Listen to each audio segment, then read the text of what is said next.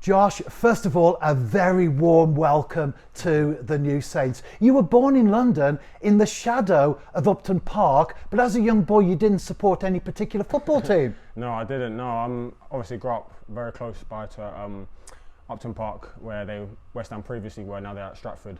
But yeah, no, I grew up sort of close by to West Ham. Never really supported the team. My dad was a Plymouth Argyle fan. But never really had any roots in any team, wasn't drawn to any team. But I love watching football, love football players, you know. So that was me. But you certainly played football because at the age of 7, you signed for West Ham's academy. Yeah, sure, no, I love football, you know. I got playing very early. My dad always brought me to sort of a Sunday league team at the time when I was about 5 or 6. And then it was, I remember one day playing at Wanstead Flats, and we met up with an old sort of church friend.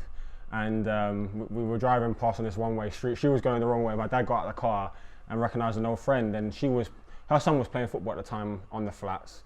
And she said, "Oh, my son's, you know, at Charlton, getting a try at Charlton." And then she sort of put me in contact with the person at Charlton there.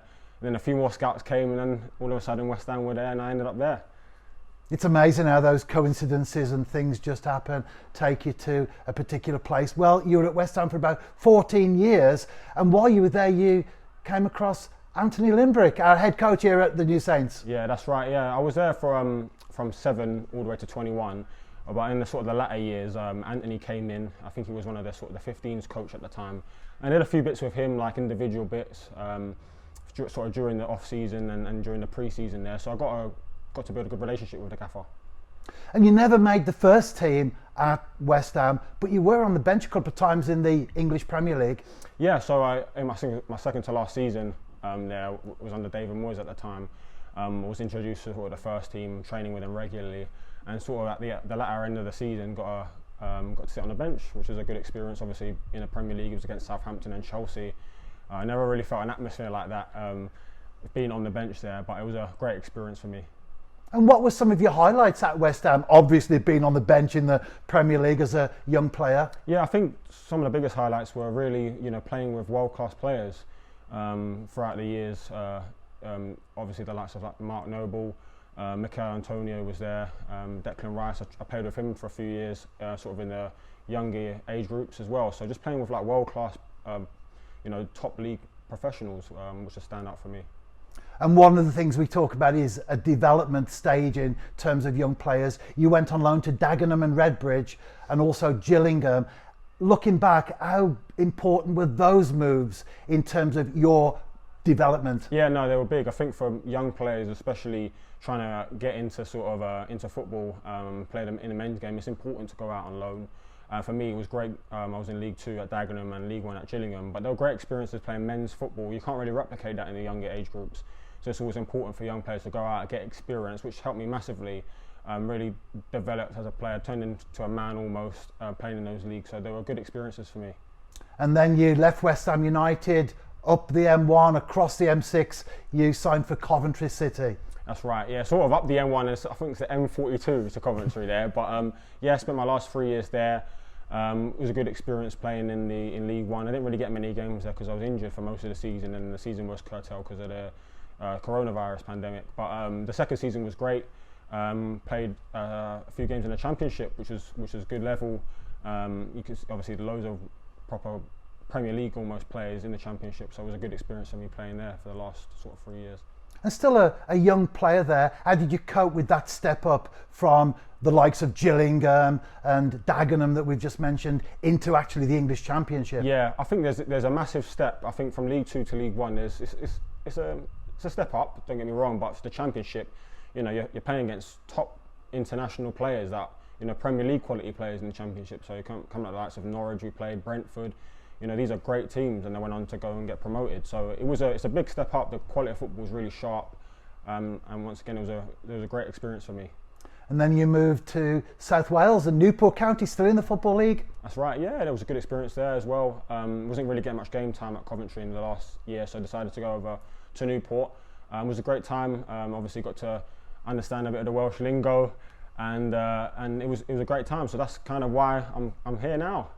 It was a part of that being at Newport. Well, that brings us to the present, doesn't it? How did the switch then from South Wales, but in the English system, take place that you've ended up in the North Wales area with the New Saints? Yeah, so I was speaking to some of the lads who were previously in the sort of the Welsh League that played at Newport when I was there last season. The likes of James Waite and Priestley was over here as well. They told me about the league and said it was actually quite a good standard. I didn't know too much about it, but they mentioned TNS and mentioned that they're the best in the league, and there's an opportunity to obviously play European football, which was fantastic. So they really sold it for me, and when the interest came, it was something that I really considered.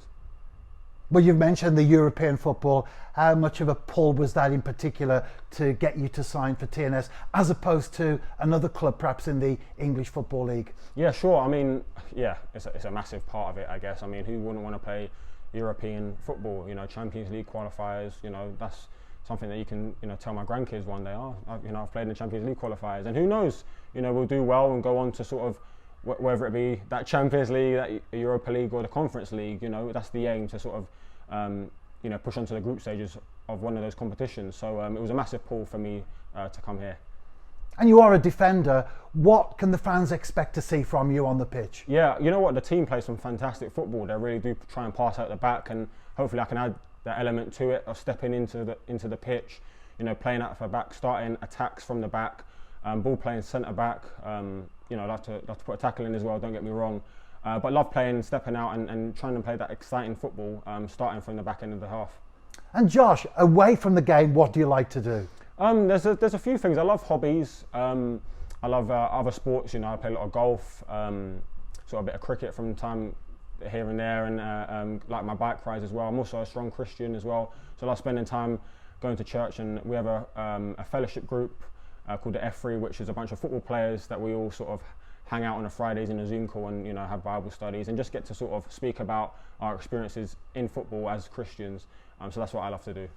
That sounds fantastic. We'll perhaps talk about that some other time. Definitely. And finally, there is an initiation ceremony at the New Saints, as indeed when you join all clubs. Don't worry, nothing's going to happen right now, but at some point in the not too distant future, we'll all be together, perhaps after a game, maybe in Europe, and you'll have to stand up in front of all the other players and staff and sing a song. What are we likely to hear from you?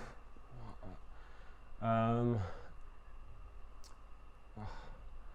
be fair, I've got away with it at the last two clubs. I haven't managed to sing. They never really got around to doing it. So I don't know, I'll probably have to conjure up something on the day. But, good one. You put me on the spot there. Probably sing like, there's a song that I like, Mary, Mary, Shackles Off My Feet. So I'll probably sing that one. Yeah, that's a go-to for me. Well, that's a great song. We look forward to that. Josh, again, a very warm welcome to the New Saints, and we look forward to more interviews during the course of the coming season. Nice one. Cheers.